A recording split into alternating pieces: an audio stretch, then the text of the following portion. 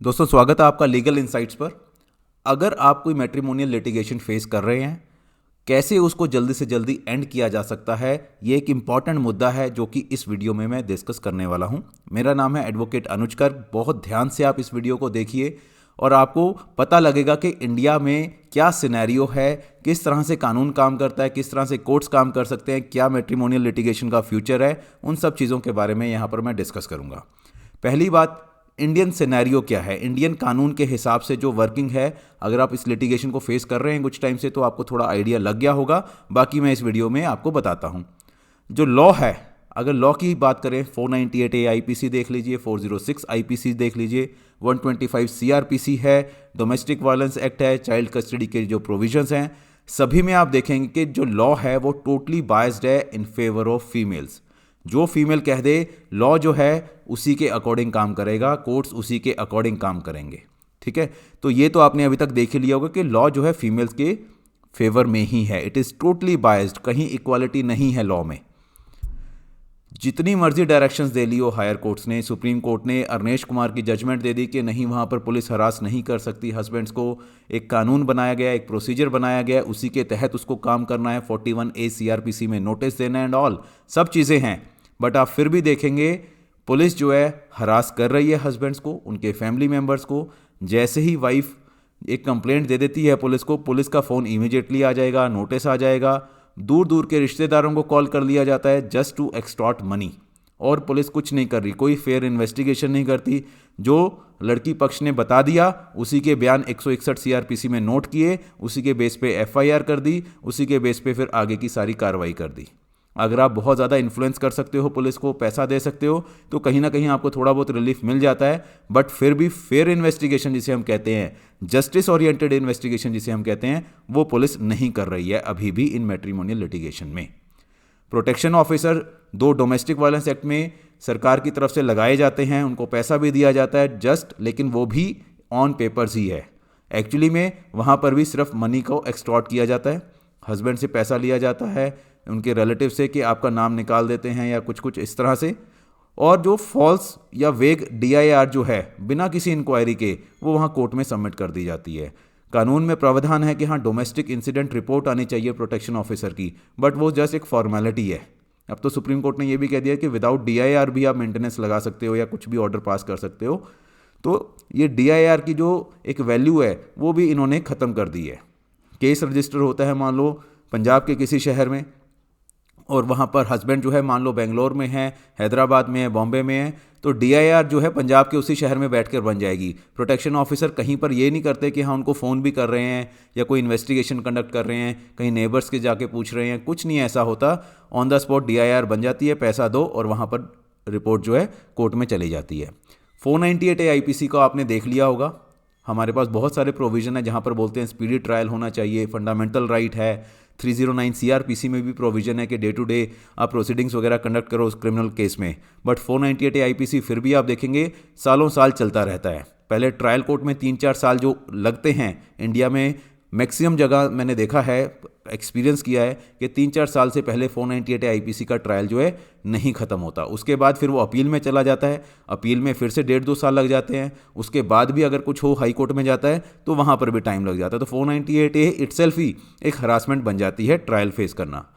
Family courts को आपने देख लिया होगा। फैमिली कोर्ट्स बनाए तो थे इसीलिए कि दोनों पक्षों को सुना जाए, एक फेयर डिसीजन दिया जाए, क्योंकि फैमिली कोर्ट्स को सिर्फ और सिर्फ मैट्रिमोनियल लिटिगेशन की ही रिस्पॉन्सिबिलिटी है और केस नहीं जाते वहाँ पर। बट फैमिली कोर्ट्स भी वहाँ पर क्या करती है, बिना कुछ सुने, हस्बैंड को सुनता ही नहीं, फिर भी मेंटेनेंस जो है वाइफ के पक्ष में लगा दी जाती है। वहाँ पर एफिडेविट का प्रावधान है। राजनेश वर्सेस नेहा की जजमेंट में बोल दिया है कि हाँ, दोनों पार्टी से एफिडेविट लो, उनके एसेट, इनकम, लाइबिलिटीज़ वगैरह देखो। बट एसेट, इनकम, लाइबिलिटी के एफिडेविट में सही बोला है वाइफ ने, गलत बोला है, वो चीज़ें तो चेक ही नहीं हो रही। सिर्फ जो उन्होंने लिख कर दे दिया उसी के बेस पे इंटरिम मेंटेनेंस लग जाती है, उसी के बेस पे एरियर्स खड़े हो जाते हैं, डेट ऑफ एप्लीकेशन से सारी मेंटेनेंस लग जाती है और हस्बैंड जो है बेचारा पिस जाता है वहाँ पर। चाइल्ड कस्टडी के केसेस देख लीजिए आप, गार्डियन वार्ड एक्ट में आप केस फाइल कर देते हैं। ठीक है, वहाँ पर भी क्या है, लॉ जो है वो यही है, कोर्ट्स भी और लॉ भी, वो बोलते हैं कस्टडी तो मदर के पास ही रहनी चाहिए, मदर ही उसका टेक केयर कर सकती है। चाहे मदर एडल्ट्री में रह रही हो, चाहे मदर के पास कोई भी टाइम नहीं हो बच्चे के लिए, फिर भी कोर्ट का इंक्लिनेशन रहता है कि मदर को ही उसकी कस्टडी दे दी जाए। बट मेंटेनेंस के टाइम हाँ फादर मेंटेनेंस देगा। तो चाइल्ड कस्टडी का केस आप डालते हो, कस्टडी तो नहीं मिलती बट मेंटेनेंस आपको और देनी पड़ जाती है। आपके बच्चे को एक एक्सटॉर्शन का टूल बना लिया जाता है। वहाँ पर मदर जो क्या करती है, बच्चे से मिलना है तो पैसा दो, मिलना नहीं है तो भी दो। विजिटेशन राइट्स के लिए आपको लड़ाई लड़नी पड़ती है। आपके बच्चे का फ्यूचर खराब हो रहा होता है वहाँ पर, फिर भी आप कुछ नहीं कर सकते, आप हेल्पलेस फील करते हैं। क्यों करते हैं सभी? क्योंकि जजेस जो है इंस्पाइट के, हम बोलते हैं कि हाँ बहुत इंटेलिजेंट होते हैं हमारे जजेस, हायर कोर्ट्स के भी, लोअर कोर्ट्स के भी, सबऑर्डिनेट्स कोर्ट के, बट फिर भी वो आज वुमेन को अबला नारी ही ट्रीट करते हैं। उनको लगता है कि हर फीमेल जो है वो अबला नारी ही है, चाहे वो जितनी मर्जी ज़्यादा एम्पावर्ड हो अपने हस्बैंड से, चाहे वो क्वालिफिकेशन वाइज भी ज़्यादा एम्पावर्ड हो, अर्निंग भी उसकी बहुत ज़्यादा हो, फिर भी वो उसको अबला नारी ही ट्रीट करते हैं। तो ये गलत एक तरह से सोच जो है हमारी कोर्ट्स की, हमारे जजेस की, वो सोच बदलनी चाहिए, इक्वालिटी आनी चाहिए। खैर वो हम अलग वीडियो में डिस्कस करेंगे। आज अगर आप देखें, एज एन एडवोकेट मैंने बहुत एक्सपीरियंस किया इस तरह की मैट्रिमोनियल लिटिगेशन में। मैंने देखा है कि it is next to impossible for a husband to take contested divorce from a wife for at least 10 years in Indian courts. 10 साल तक अगर हस्बैंड चाहे और वाइफ ना चाहे डिवोर्स देना, तो 10 साल तक भी इंडियन जो हमारा सिनेरियो बना हुआ है, वर्किंग है, 10 साल तक भी उसको डिवोर्स नहीं मिलता। कैसे? 3-4 साल तो फैमिली कोर्ट ही ले जाता है, मिनिमम है डिवोर्स की प्रोसीडिंग में। उसके बाद जैसे ही मान लो हस्बैंड को डिवोर्स मिल भी जाए, अगर वो वाइफ जो है अपोजिट साइड जो है हाई कोर्ट में अपील कर देती है, अपील वहाँ पर जाते ही किसी ना किसी ग्राउंड पे स्टे हो जाता है, फिर 3-4 साल हाई कोर्ट निकाल देता है, फिर सुप्रीम कोर्ट निकाल देता है, और हर स्टेज पे आपको मेंटेनेंस देनी पड़ती है। अगर आप मेंटेनेंस ना दो तो आपका केस डिसमिस हो जाता है। तो 10 साल तो मैंने देखा नहीं किसी को कंटेस्टेड डिवोर्स में 10 साल से पहले उसको डिवोर्स मिल गया हो। तो ये बहुत मुश्किल है। चाहे हमारे HMA के प्रोविज़न आप देख लो 21B में, कि हाँ वो बोलते हैं कि हाँ जल्दी से जल्दी होना चाहिए, इसका ट्रायल, डिवोर्स प्रोसीडिंग होनी चाहिए, हमारा 6 महीने में डिवोर्स पिटीशन डिसाइड होनी चाहिए, 90 दिन में अपील होनी चाहिए, बट कोई नहीं पूछता यहाँ पर। जजेस जो है खुद ही जो प्रोविजंस है लॉ में उसको बेधड़क बिल्कुल उसको उड़ा देते हैं, कहीं उसको कोई सुनवाई नहीं है। कि हाँ अगर आप हाई कोर्ट में जाकर बोलो कि अपील का प्रावधान दिया हुआ है हिंदू मैरिज एक्ट में कि 90 दिन में अपील डिसाइड होनी चाहिए, वो एक तारीख ही 6 महीने के लगाते हैं, तो आप क्या करोगे? और कोई सुनवाई नहीं है आपकी। तो सोल्यूशन क्या हो सकता है? इतना ज़्यादा देखो आप, ये एक्चुअल आपको जो रियलिटी है कोर्ट्स की वो मैंने आपको यहाँ पर शेयर की है। तो सॉल्यूशन क्या हो सकता है? बेस्ट सॉल्यूशन जो है वो है कॉम्प्रोमाइज़। ऑल्दो आपको मेरी बात थोड़ी सी इसमें अटपटी लग सकती है, बेतुकी लग सकती है कि कॉम्प्रोमाइज़ सॉल्यूशन है, तो हम सबको पता है। तो कॉम्प्रोमाइज़ ही करना हो तो फिर हम इस तरह की चीज़ें क्यों देखें या क्यों सुने कि हाँ वो तो पहले दिन ही हमें पता होता है कि वो पैसा मांग रहे हैं, पैसा दें और डिवोर्स लें या जो भी मर्जी। बट आप बहुत बार देखेंगे जो टर्म्स एंड कंडीशंस होती है, पहले दिन जब डिस्प्यूट होता है, कोई केस होता है, टर्म्स एंड कंडीशंस बहुत ज़्यादा जो है बार्गेनिंग पावर जो है फीमेल की होती है। वो आपको एक तरह से पैसा एक्सटॉर्ट कर रही होती है। वो करोड़ों रुपए, कई जगह तो मैंने देखा है करोड़ों में जो है उनकी डिमांड आती है कि हाँ इतने करोड़ रुपए दो, तब जाकर वो डिवोर्स देंगी या फिर उनको केसेस को सेटल करेंगी। तो कॉम्प्रोमाइज़ ऐसा नहीं है कि आप उनकी टर्म्स पे कॉम्प्रोमाइज़ करो, कॉम्प्रोमाइज़ करना है आपको अपने टर्म्स पे। सुप्रीम कोर्ट ऑफ इंडिया की बात करें या डिफरेंट हाई कोर्ट्स ने बहुत बार हेल्ड किया है कि 90% केसेस जो है 498A IPC के वो फॉल्स है, वेग है। ये बहुत बार कोर्ट्स मानती हैं, बट इसको प्रूव करना कि वो फॉल्स है, वेग है, गलत आप उसने कंप्लेनेंट ने मिसयूज़ किया है, ये बहुत ज़्यादा टाइम कंज्यूमिंग है और कॉस्टली भी है। हर एक के बस की बात नहीं है इतना पैसा खर्च करना लिटिगेशन पर, क्योंकि टाइम भी बहुत लग जाता है। टाइम अगर आप लगा रहे हो बट पैसा भी लगता है। पहले ट्रायल कोर्ट और फिर डिस्ट्रिक्ट कोर्ट लेवल पे जाएगा, सेशन लेवल पे, फिर हाई कोर्ट, फिर सुप्रीम कोर्ट। तो पैसा भी बहुत ज़्यादा चाहिए और टाइम भी बहुत ज़्यादा चाहिए और मेंटली भी आपको बहुत स्ट्रांग होना पड़ेगा अगर आप ये प्रूव करना ही चाहते हैं। और प्रूव कर भी दिया तो भी आप देखेंगे कोर्ट्स जो हैं बहुत ज़्यादा रिलक्टेंट होते हैं कंप्लेनेंट के अगेंस्ट कोई भी एक्शन लेने के।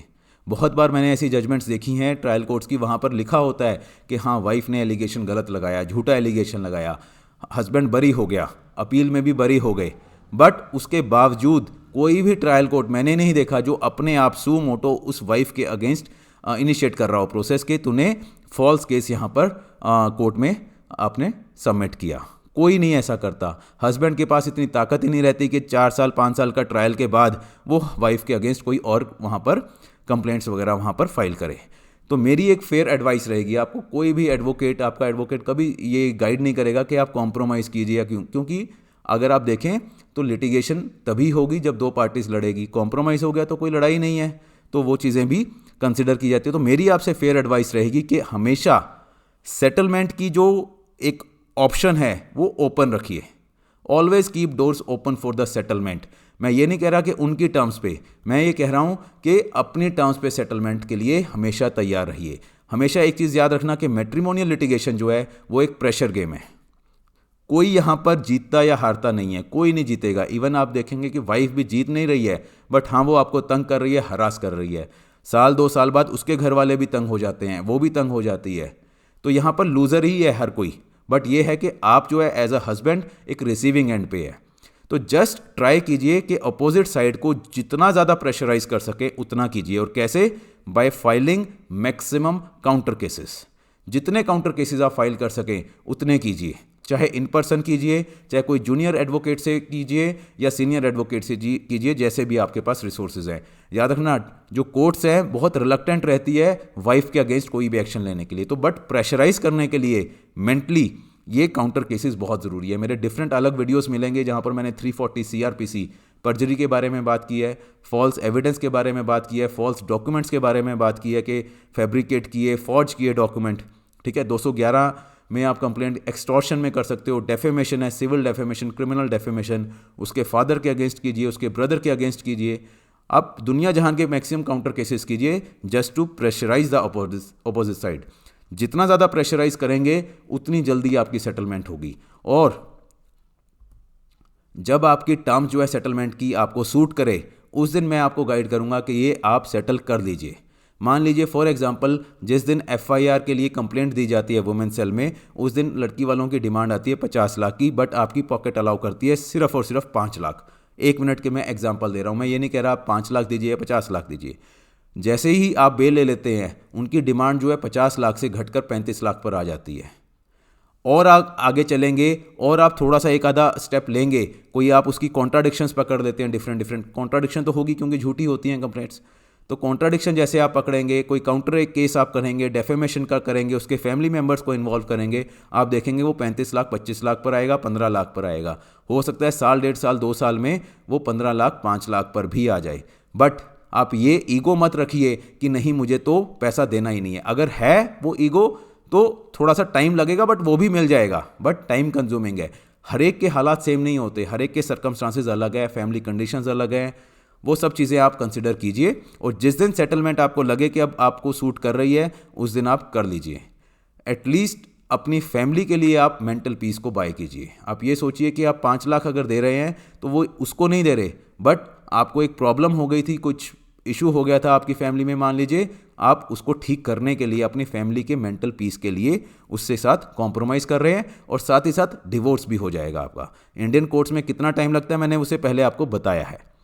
तो आई जस्ट से यू कि आप जितना कर सकें उतना आप लड़िए, बट सेटलमेंट ज़रूर कीजिए, जल्दी से जल्दी कीजिए, सो दैट आपकी जो फर्दर लाइफ है, एक नई लाइफ जो है विदाउट वाइफ, वो बहुत अच्छे से निकले। Right, thank you and all the best. ये मेरी डिटेल्स हैं, कोई आपकी क्वेरी है तो आप मेरे डिफरेंट वीडियोस को भी रेफ़र कर सकते हैं, काफ़ी वीडियोस हैं मेरे इसके टॉपिक के ऊपर। मेरा व्हाट्सएप नंबर है, टेलीग्राम चैनल है, आप इस पर शेयर कीजिए। कोई सजेशन है, मेरी एडवाइस अगर आपको अच्छी लगी, नहीं अच्छी लगी, आप कमेंट सेक्शन में लिखकर ज़रूर बताइएगा। Thank you very much and all the best.